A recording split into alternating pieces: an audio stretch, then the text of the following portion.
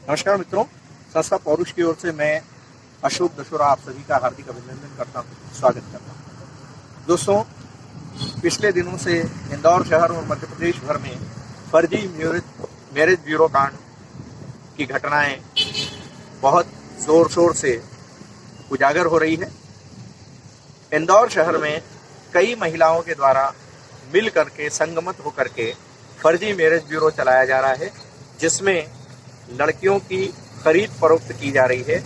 अवैधानिक और इलीगल तरीके से फर्जी एग्रीमेंट बनाए जा रहे हैं, फर्जी आधार कार्ड बनाए जा रहे हैं और इस तरीके से एक ही लड़की की कई बार अलग अलग लोगों से शादी करा करके पैसा वसूला जा रहा है। ऐसा ही एक प्रकरण अमित अग्रवाल नामक व्यक्ति ने संस्था पौरुष की हेल्पलाइन पर हमसे संपर्क किया। हमने उसकी पूरी पीड़ा और प्रताड़ना सुनी, संस्था के पास बुलाया, सारे प्रमाण देखे। प्रमाण देखने के बाद हमने आवेदन बनाया क्राइम ब्रांच के नाम पर और 10 तारीख को एडिशनल एसपी राजेश दंडोतिया जी से मुलाकात करवा करके अमित अग्रवाल के क्राइम ब्रांच में बयान कराए गए। चलिए दोस्तों, हम उसी विक्टिम अमित अग्रवाल से आपको मिलाते हैं। यह है अमित अग्रवाल, जो कि मूल रूप से सेंधवा के निवासी हैं। अमित, आप स्वयं बताएं आपके साथ क्या क्या हुआ। मेरा नाम अमित अग्रवाल है। मैं मूलतः सेंधवा का निवासी हूँ। सन 2017 में मेरी मुलाकात दुर्गा और दीपा निवासी इंदौर से हुई थी। उसने मुझे मैरिज ब्यूरो के नाम पर लड़कियां दिखाने के नाम पर इंदौर बुलाया, 2-4 लड़कियों से मुलाकात कराई और मुझे कई बार व्हाट्सएप पर संपर्क करने की कोशिश करी, लेकिन मुझे पैसा लेन देन करके कोई शादी नहीं करनी थी, इसलिए मैंने उन्हें मना कर दिया। बाद में उसने मुझे झांसे में लिया। झांसे में लेने के बाद में मुझे इंदौर बुलाया। इंदौर बुलाने के बाद में मुझे कहा गया कि मेरा कोई नहीं है, ऐसा वैसा कहकर मुझे फंसाया और मुझसे शादी करी। कितनी उम्र बड़ी है तुमसे? मुझसे 8 साल बड़ी है। ठीक है, शादी के बाद क्या हुआ? शादी करने के 15 दिन के बाद में मेरी पत्नी गर्भवती हो गई थी। पत्नी गर्भवती होने के बाद में मेरे बच्चे को गर्भ में मार देने की दोष देते हुए उसके पुराने, जो कि 15-20 साल से वो धंधा करते आ रही है, उसकी 2 और बहनें भी यही धंधा करती है, उनकी खुद की बहन और घर की बेटियां भी, जो भी चेन्नई बेंगलोर पैसा लेके शादियां कर चुकी है, उन दलालों के साथ संपर्क करके मुझे उसके साथ में फंसाया और इस धंधे में इन्वॉल्व करने की कोशिश करी। लेकिन मैंने उसका पुरजोर विरोध करा और कई बार आईजी, डीआईजी, मुख्यमंत्री मोदी जी को, इनको सभी जितनी भी मैं हेल्प ले सकता था, मैंने सभी को आवेदन करे, लेकिन मेरी किसी ने हेल्प नहीं करी। फिर क्या हुआ? उसके बाद में 8 महीने के बाद में जब मेरी पत्नी गर्भवती हुई, वो मेरे माता पिता के शहर गई। वहाँ पर मैंने यहाँ पर मेरी कोई मदद नहीं कर रहा था, वहाँ पर मैंने आवेदन दिया कि मेरी पत्नी ऐसा ऐसा करती है, गलत काम करती है और मुझे भी इस धंधे में खींचने की कोशिश कर रही है, लेकिन वहाँ पर मेरी किसी ने सुनवाई नहीं करी। मैंने मेरी पुत्री के मोह में वापस उसके साथ में इंदौर आया। इंदौर मुझे यह कहकर लाई गई थी कि अपन जाकर आईजी साहब को एक आवेदन देंगे कि जो भी मैंने पूर्व में काम किए हैं वो और अभी जो भी काम किए हैं उसका मैं प्रशासन और मीडिया के सामने और सभी के सामने रखने के लिए तैयार हूँ और आगे चलकर यह काम नहीं करेंगे। लेकिन बाद में भी मेरी पुत्री होने के बाद भी उसने यह काम जारी रखा और मुझे भी इसमें धकेलने की कोशिश करी। अमित, सब दूर से निराश होने के बाद में आखिर आपने पौरुष संस्था के हेल्पलाइन नंबर पर संपर्क किया? जी। क्या हुआ उसके बाद? मैंने पौरुष संस्था के हेल्पलाइन नंबर पे संपर्क करा। वहाँ पर मुझे पौरुष संस्था के अध्यक्ष और राष्ट्रीय प्रवक्ता अशोक दशोरा जी से मुलाकात हुई, जिन्होंने मुझे दिनांक 28/3/2020 को एक आवेदन बना के दिया, जो कि मैं इंदौर शहर के डीआईजी हरिनारायण मिश्र जी को सब सबूतों के साथ में सौंपने वाला था।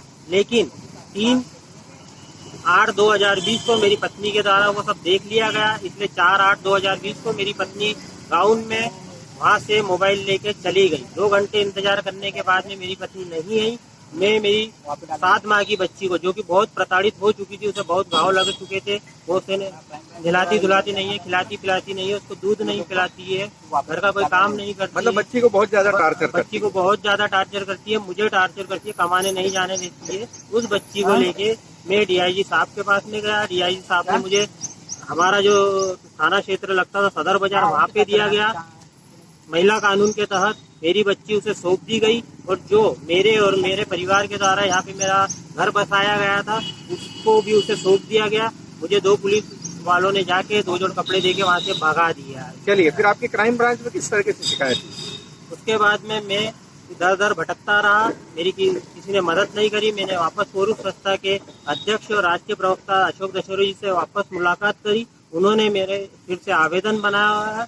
मैंने उन्हें सर्व प्रमाण दिए। उन्होंने मेरा आवेदन बनाया और इंदौर शहर के क्राइम ब्रांच के एडिशनल एसपी राजेश दंडोतिया जी को सर्व प्रमाण के साथ में वह आवेदन 10/8/2020 को दिए। उन्होंने जांच के निर्देश दिए। इसके तहत 10/8/2020 को मेरा क्राइम ब्रांच इंदौर में बयान हुए। बयान होने के बाद में मैं यहाँ पर, मेरी जान को खतरा था, मेरी बच्ची की जान को खतरा था, तो मैं यहाँ से चला गया। जाने के बाद में 12/8/2020 को मेरे ही जैसे एक पीड़ित व्यक्ति को, गणेश पालीवाल को मैं लेके इंदौर आया और क्राइम ब्रांच में उनके बयान हुए, जो कि हम दोनों के बयान कोरूस संस्था के अध्यक्ष और राष्ट्रीय प्रवक्ता अशोक दशहरी जी के द्वारा कराए गए। और मेरी पत्नी को भी बुलाया गया और मेरी पत्नी और बच्ची को बुलाया गया। इसके बाद में उसके भी बयान हुए। उनके बयान होने के बाद मेरी पत्नी को वापस छोड़ दिया गया। मैंने आज 12/8/2020 को इंदौर शहर के क्राइम ब्रांच के अंदर 200 से 250 ऐसे दलालों के नंबर दिए जो इंदौर शहर से अंतर्राज्यीय स्तर पर चेन्नई, बेंगलोर, मुंबई, पुणे, राजस्थान वगैरह में नकली आधार कार्ड बनाकर, नकली जात धर्म जाति बदलकर, या कम नाबालिग लड़कियों को बालिग बताकर, या फिर जिनकी 2-3 शादियां हो चुकी है उनका सब कुछ बदल कर शादियां करते हैं। 2-2, 5-5, 10-10 लाख रुपए देते हैं और बाद में वो लड़कियों को भगा दिया जाता है। तो मैं कोरूस संस्था के साथ में और अशोक दशोरी जी, कोरूस संस्था के अध्यक्ष और राष्ट्रीय प्रवक्ता के पास में सर्व प्रमाण सौंप चुका हूँ। मैं क्राइम ब्रांच और इंदौर प्रशासन को भी सर्व प्रमाण देने के लिए तैयार हूँ, जो कि कुछ प्रमाण में आज इंदौर शहर में क्राइम ब्रांच में बहुत बहुत धन्यवाद अमित। तो ये फर्जी मैरिज ब्यूरो कांड की उजागर हम लोग कर रहे हैं और कई दलालों के इसमें उजागर होने की संभावना है। नमस्कार दोस्तों, आज हम एक ऐसे विक्टिम से आपको मिलाने के लिए जा रहे हैं जिसकी शादी इंदौर की 3 महिला दलालों ने 1.5 लाख रुपए नगद लेकर के कराई थी। संगीता तिड़के नाम की एक महिला से गणेश पालीवाल नाम के लातूर के रहने वाले, जलगांव के रहने वाले व्यक्ति से कराई थी।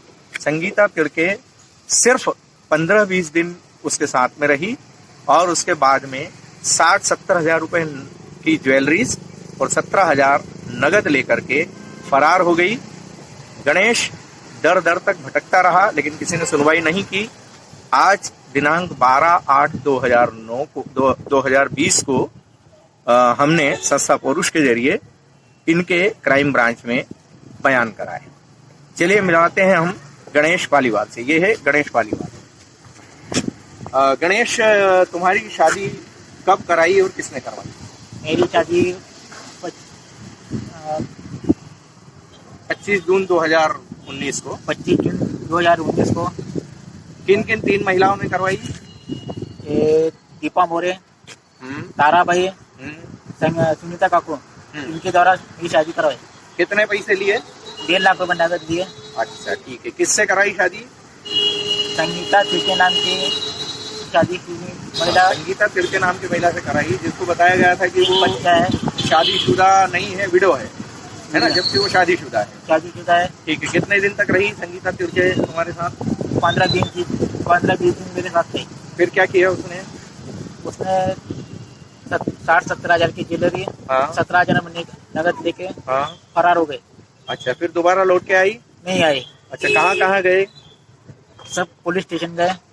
कोई मदद मिली? नहीं मिली, किसी ने मेरी सहायता नहीं की। आज क्या हुआ? संस्था कोरूस के जरिए कहाँ पर आपका बयान कराया गया? इंदौर क्राइम ब्रांच में बयान हुए आज? हाँ, इंदौर क्राइम ब्रांच में मेरे बयान कराए गए। ये सारी कहानी इंदौर क्राइम ब्रांच को बताई गई? हाँ, सभी कहानी बताई गई।